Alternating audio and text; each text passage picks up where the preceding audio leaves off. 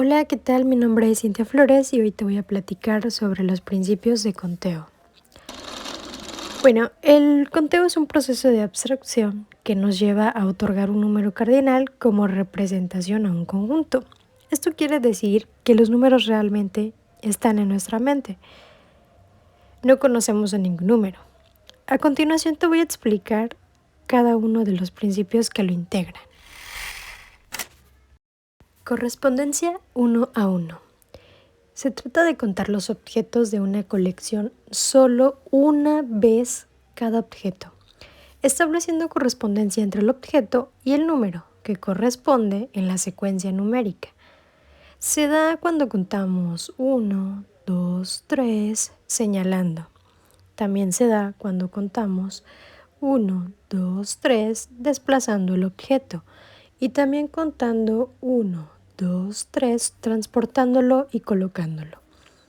Es aquí donde trae consigo la coordinación de dos procesos, la partición y la etiquetación. La partición refiere al número de elementos que han sido contados y los que aún faltan por contar.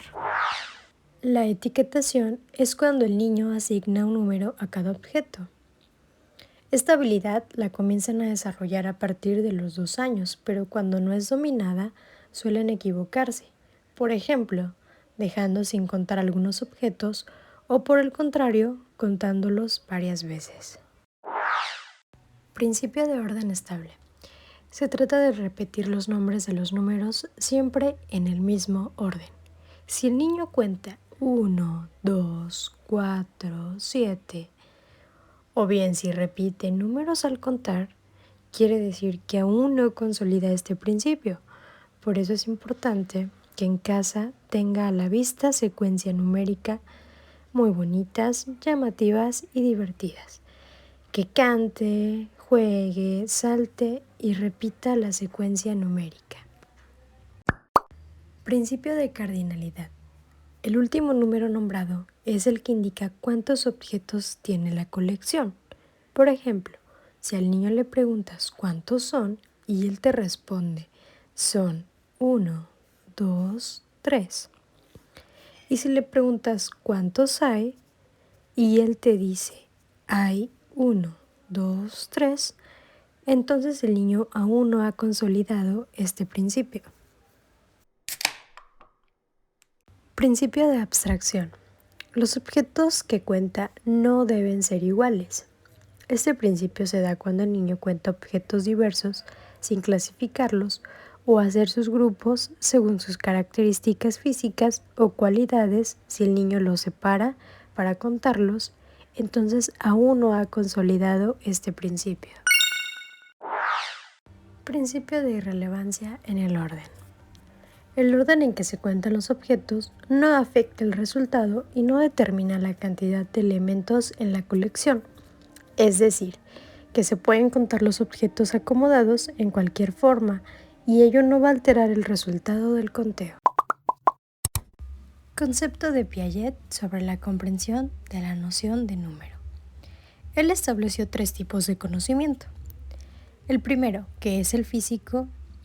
En este tipo de conocimiento habla sobre los objetos, que se pueden caracterizar por su color, su forma y cómo se interrelacionan, es decir, si se ruedan, se caen o se separan. En el segundo tipo de conocimiento, que es el convencional, este hace referencia a la palabra que utilizamos para contar los objetos o reglas de un juego o de un instructivo, etc. El tercer tipo de conocimiento es el de naturaleza. Este hace referencia al lógico-matemático, es decir, que en este conocimiento se compara la forma, la longitud, el peso y el color. Conservación de la cantidad, es decir, que el objeto permanece igual a pesar de los cambios superficiales de su aspecto físico. Este principio nos anuncia que si dos conjuntos tienen igual número de elementos, van a seguir teniendo el mismo número de elementos, lo pongas en la posición que lo pongas, porque es relativo al hecho de que la noción de número es una característica propia de los conjuntos. Clasificación. Lo contrario a la cantidad, porque ahora la clasificación sí nos dice que es la capacidad de establecer entre objetos relaciones de semejanza, diferencias y pertenencias. Es decir, que la relación entre un objeto y la clase a la que pertenece. Por ejemplo, al acomodar las crayolas, las sillas, aquí van las crayolas de la más pequeña a la más grande, etc. Seriación.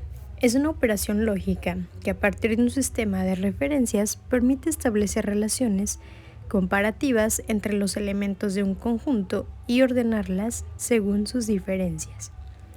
Nos permite ordenar los conjuntos en una sucesión que luego se aplica para determinar su ordenación temporal.